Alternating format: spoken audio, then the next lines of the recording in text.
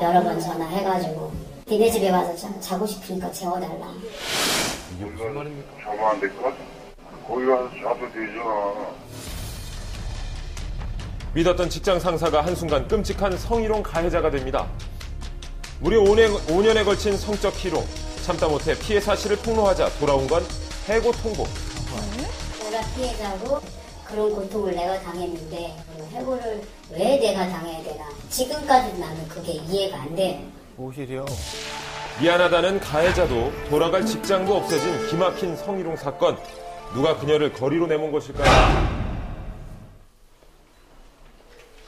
10여 년이 넘게 몸담았던 회사의 좋은 직장 상사들이었습니다. 예. 그날 전까지만 일하고 해도 있는데 갑자기 뒤와서 자기 무릎으로 엉덩이를 차고 가고 희죽희죽 웃어가면서 밤이든 낮이든 안 가리고 그냥 음란한 얘기 이런 것들 하고 자자고 하고. 무슨 얘기입니까?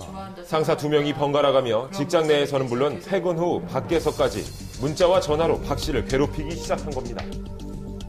거기 가서 자면 안 될까? 거기 가서 자도 되잖아. 어쩌? 내가 오겠지? 난 거기 가서 잘 테니까 혼자 와요. 새 아이를 위해 어떻게든 참고 버텨보려 했지만 어차피 벌어먹고 살려면 참을 수밖에 없는 거야. 그런 문제를 말하고 참지 않으면 저한테 불이익이 오고 그러니까 참을 수밖에 없고. 두 상사의 행동은 멈출 줄 모르고 견디다 못해 결국 국가인권위원회에 진정을 냈습니다. 예. 인권위가 성희롱을 인정, 가해자 2명과 사업주에게 손해배상을 권고하지만 그 사이 박 씨는 회사로부터 해고를 당하게 됩니다. 이제 사측에서 그 진정한 사실을 알고 나서 회사 이미지를 손상시켰다는 이유로 이제 징계위원회 해고를 했고, 그다음에 이제 해고 결정을 내렸던 거거든요. 해고 사유는 풍기문란죄. 회사 내에서 박 씨가 선량한 풍속을 문란하게 했다는 이유였습니다. 상식적으로 용납이 안 되죠, 그 부분은. 성희롱을 당하고 그걸 말했다고 해서 해고를 당한 건데 어디 가서 이 억울한 걸 하소연을 할 수 있는지 정말 막막하고 답답하고. 어처구니가 없네요, 진짜. 기막힌 것은 성희롱 가해자는 아직도 버젓이 근무 중이라는 겁니다. 또 어딥니까? 해당 업체에 사실 확인을 해봤는데요. 혹시 씨라고 계신가요? 예. 오늘 출근하셨어요? 예, 출근했는데 지금 현장에서 일해서 여기서 사무실에서 통화는 어려운데. 박 씨가 다니던 회사는 현재 이름이 바뀐 상태입니다.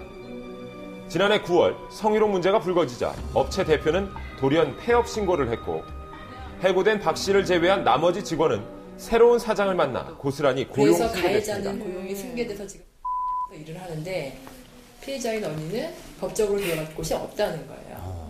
업체가 없어졌기 때문에. 예. 실제로는 없어진 게 아니죠. 똑같은 일을 계속 하고 있어요. 예. 피해를 배상하라는 인권위의 권고는 묵살되고 심지어 고용노동부에서 성희롱 사건에 대해 제대로 조치하지 않았다는 이유로 업체에 부과한 과태료마저 납부하지 않은 상황. 업체가 문을 닫아 책임을 물을 곳도 없습니다. 이 편법이 이렇게 있네요. 아직 과태료를 부과는 했습니다만은 납부가 되지 않고 있는 상황입니다. 폐업을 한 상태면은 뭐 추징할 만한 방법도 없을 수 있겠네요. 사실상 징수 자체는 약간 불가능할 수도 있겠죠. 뭡니까? 사과하는 가해자도 책임지는 회사도 없어진 기막힌 현실.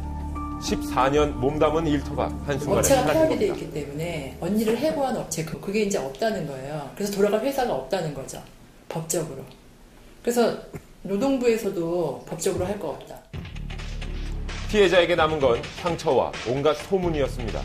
지난 10월에는 국정감사를 앞두고 국내 한 대기업이 국회의원실을 돌며 이상한 해명 자료를 돌렸는데요.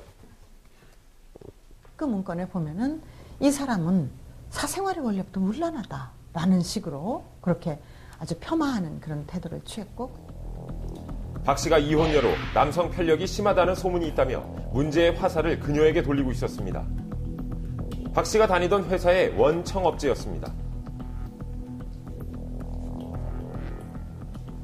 어떻게 대한민국 국민이 이렇게 명백한 사건에서 국가가 보호해주지 못한다면 이게 무슨 의미가 있고 우리 왜 세금 내야 되는 것인가.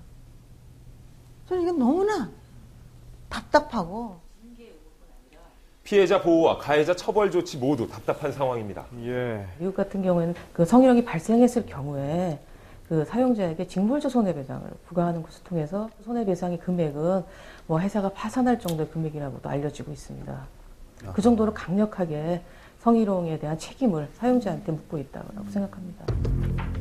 벌써 2년째 지속된 이 기막힌 싸움 때문에 피해자는 불안과 우울 증세로 고통받고 있습니다. 지난달 말 국내 처음으로 성희롱 피해를 산재로 인정받았습니다. 치료비와 급여의 일부를 지원받게 됐지만 피해자가 정말로 원하는 건 따로 있습니다. 자신이 있던 그 자리, 성희롱을 당하기 전 시간으로 돌아가는 겁니다. 추위 속에서 여기서 이제 견디며 또 이제 가야 하는, 언제까지 가야 하는 그 막막함 있죠?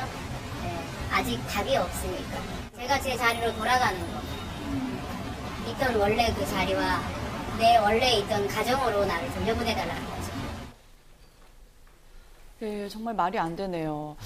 뭐 이렇게 용기를 내서 얘기를 꺼내면 뭐합니까? 같은 여자로서 진짜 화가 많이 납니다. 그렇습니다. 이 법의 사각지대가 물론 있을 수밖에 없다 하더라도 이건 구멍이 너무 큽니다. 그리고 이걸 이용해서 가해자들이 활개 치고 다니는 거 아니겠습니까? 네, 그렇습니다. 지난 5년간 국가인권위원회에 접수된 직장 내 성희롱 진정 건수가 3배가 넘게 증가를 했다고 합니다. 뿐만 아니라 불이익이나 보복이 두려워서 사실을 숨기는 경우까지 감안을 한다면 피해자는 더 늘 수밖에 없는 상황인데요. 네. 무엇보다 이 성희롱 피해자를 성폭행 피해자보다 경미하게 바라보는 시선 때문에 가해자에 대한 처벌, 또 피해자에 대한 보호를 막는 것이 현실입니다. 제대로 된 제재 조치 그리고 보호 시스템의 현실화가 절실합니다.